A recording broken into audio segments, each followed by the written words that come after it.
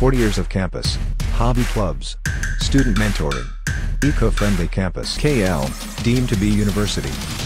ముఖ్యమంత్రి రేవంత్ రెడ్డి సొంత నియోజకవర్గమైనటువంటి కోడంగల్ నియోజకవర్గంలో కోస్గి మున్సిపాలిటీలో ఈరోజు అవిశ్వాస తీర్మానాన్ని ప్రవేశపెట్టడం జరిగింది. అందులో 11 మంది కౌన్సిలర్ అంతా కూడా కాంగ్రెస్ పార్టీకి మద్దతు తెలిపి అవిశ్వాసం అయితే నెగ్గినటువంటి పరిస్థితి. మనతో పాటు కొంతమంది కాంగ్రెస్ నాయకులు ఉన్నారు, వారితో మాట్లాడదాం.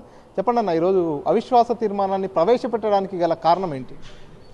గతంలో వాళ్ళు 2018లో ఎలక్షన్ చేసినప్పుడు స్వచ్ఛందంగా వాళ్ళ మెజార్టీ లేకపోయినా కూడా ఆ రోజు ఎక్స్ అఫీషియల్ ఓట్లు వినియోగించుకొని చైర్మన్ కొనసాగించి ఈరోజు సంపూర్ణ మెజార్టీ తోటి కాంగ్రెస్ కౌన్సిలర్ అందరూ కలిపి అవిశ్వాసం నెగ్గడం జరిగింది. అంటే మీ పార్టీలోకి కొంతమంది బీఆర్ఎస్ పార్టీకి సంబంధించిన వారు వచ్చారు, వారంతా కూడా పార్టీని ఫిరాయించారు కాబట్టి వారి మీద పార్టీ ఫిరాయింపు కేసులు కూడా వేశామంటూ ఎవరైతే చైర్మన్ ఉన్నారో శిరీష చెప్తున్నారు. ఇది పార్టీ ఫిరాయింపులు కాదు. ఎలక్షన్ కంటే ముందే వీళ్ళంతా కౌన్సిలర్లు అందరూ టీఆర్ఎస్ ప్రభుత్వాన్ని విస్మరించి కాంగ్రెస్ ప్రభుత్వం చేసిన 6 గ్యారంటీలను నమ్మి ఈ ప్రభుత్వం వస్తే ప్రజలకు మేలు చేస్తానే నమ్మకంతో కాంగ్రెస్ కౌన్సిలర్లు ఈ టీఆర్ఎస్ ప్రభుత్వంలో ప్రజలకు మేము ఏం చేయలేకపోయినామని మనోవేదన గురి అయి కాంగ్రెస్ పార్టీ చేరి ఈ స్వచ్ఛందంగా ఈరోజు మద్దతు పలికి అవిశ్వాసం నెగ్గడం జరిగింది. కోర్టు నుంచి తీర్పు కూడా వచ్చింది. మాకు కోర్టులో రిట్ పిటిషన్ వేశాను, అయినప్పటికీ కోర్టు తీర్పుని ఉల్లంఘిస్తూ అధికారులు వాళ్ళంతా కూడా ప్రభుత్వానికి ఏజెంట్లుగా మారిపోయి ఈరోజు అవిశ్వాసాన్ని ప్రవేశపెట్టారంటున్నాం. ఇది అంతా తప్పు. ఏ కోర్టు తీర్పు ఇవ్వలేదు. ఒకవేళ కోర్టు తీర్పు ఇచ్చి ఉంటే వాళ్ళు సమయానికి ముందే వచ్చి ఆఫీస్లో కూర్చునే వాళ్ళు. సమయం అయిపోయిన తర్వాత సమయభావన తెలిసి కూడా ఒక చైర్మన్గా ఉండి సమయభావన తెలిసి కూడా సమయం అయిన తర్వాత వచ్చి కావాలని దురుద్దేశంతో బురదజల్లే ప్రయత్నం తప్ప ఇంకోటి లేదు. అంటే ఇదంతా కూడా కేవలం రాజకీయంగా ఒక కుట్రపూరితంగా చేస్తున్నారు. ఇందులో కావాలని ప్రభుత్వం మారింది కాబట్టి వారు ఇదంతా చేస్తున్నారు అంటున్నారు.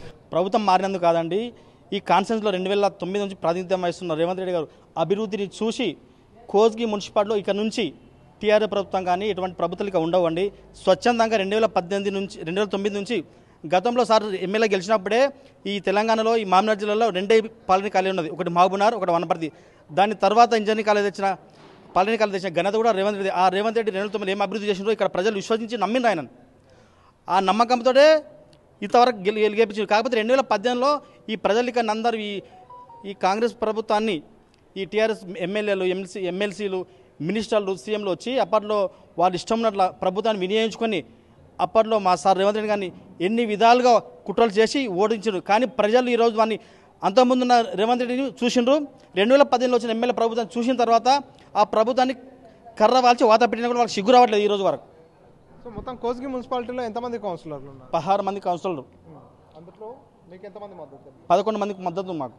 మిగతా వారిని ఎందుకు, అంటే 11 మంది మద్దతు తెలిపారు, మిగతా వారిని ఎందుకు పార్టీలోకి లాక్కోలేకపోయారు? ఎవరైతే ప్రజలను నమ్మి పార్టీని నమ్మి వచ్చిండో అందరూ వాళ్ళు వచ్చి నమ్మని వాళ్ళు రాలేదు. లాక్కునే అలవాటు ఈ కాంగ్రెస్ ప్రభుత్వానికి ఇప్పుడు లేదు. అటువంటి సో ఫర్దర్గా ఎట్లా ఉండబోతుంది కోస్గి మున్సిపాలిటీలో రాజకీయాలు? ఫర్దర్గా కాంగ్రెస్ పర్సన్ చైర్మన్ అవుతాడు. తిరుపతి రెడ్డి రేవంత్ అన్న ఆధ్వర్యంలో కాంగ్రెస్ పార్టీ అధిష్టానం మేరకు వాళ్ళు ఎవరి పేరు చెప్తే వాళ్ళే చైర్మన్ అవుతారు. కోస్గి మున్సిపాలిటీ కానీ ఈ తెలంగాణలో ఎక్కడ లేని విధంగా మున్సిపాలిటీ డెవలప్ అవుతుంది. మౌలిక సదుపాయాలు కానీ మౌలిక వసతులు కానీ ప్రజెంట్గా మిషన్ భరత పేరుతోటి కోస్గి మున్సిపాలిటీలో ఉన్న ఏ ఒక్క రోడ్డు కూడా గుంతలమయంగా మారింది. వర్షం పడితే బైకులు రోడ్డు మీద పోతుంటే యాక్సిడెంట్ అయ్యి కింద పడుతుండ్రు. అందులోనూ అదే భాగంగా ఇప్పటి వరకు కూడా కొన్ని గల్లీల మోమిన్పేట్ తర్వాత హట్కార్ వీధి ఆ ఏరియాలో ఇప్పటి వరకు తాగునీరు లేదు. మేము మిషన్ భరత తెచ్చి నీరు తెచ్చమంటున్నాం. అదంతా వాళ్ళు నాణ్యత లేని వర్క్ చేసిండ్రు.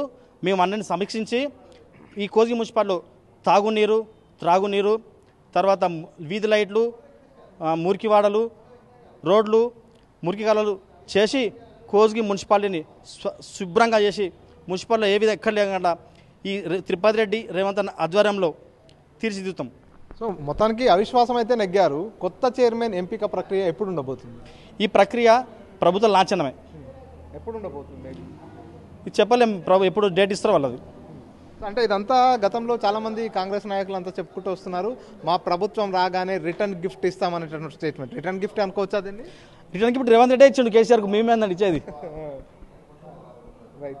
మొత్తంగా లీగల్గానే ముందుకెళ్తున్నాం. లీగల్గా ఏదైతే ఈరోజు జరిగినటువంటి అవిశ్వాస తీర్మానం అంతా కూడా చట్టపరంగానే జరిగింది. ఇందులో ఎటువంటి మార్పులు లేదు. కోర్టుకు కూడా ఆమె ఆశ్రయించలేదు. కోర్టు నుంచి కూడా ఎలాంటి నోటీసులు రాలేదు. ఇదంతా కేవలం బురద జల్లే ప్రయత్నం మాత్రమే అంటూ కాంగ్రెస్ నాయకులు తెలియజేస్తున్నారు.